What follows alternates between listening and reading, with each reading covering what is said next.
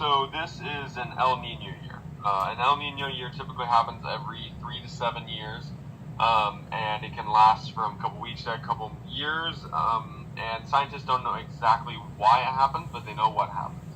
So here along the equator, like I mentioned in the normal year, this is warm water because it's closer to the equator, and the sun heats up this water. But in an El Nino year, instead of blowing the winds from east to west like we talked about, it actually blows the winds from west to east.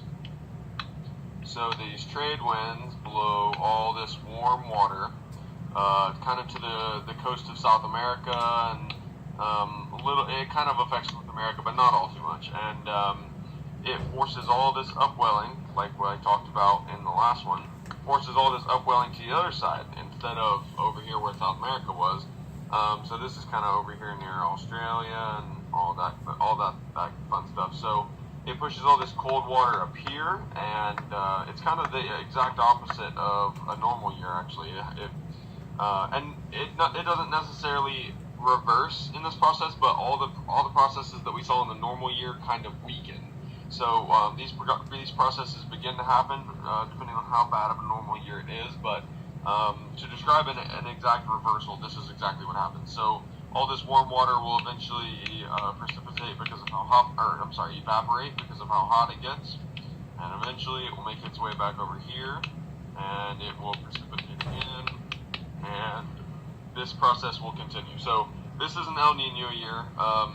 It causes kind of, in regards to us, kind of a wetter but warmer winter up in the north part of North America, while causing a wetter and colder winter over here on the south part of North America. But other than that, it drastically reduces the. Sorry, my terrible fish drawing here. Drastically reduces the fish market for that year on the west side of South America.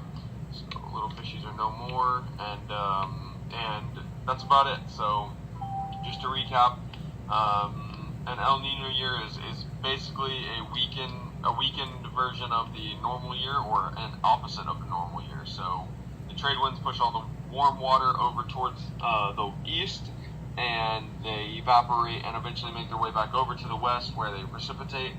This causes the upwelling of cold water and these nutrients to come up over by the shores of Australia, and so all that side of the world has kind of a pretty good fishing year, and all these nutrients support life, and it forces all this warm water over here.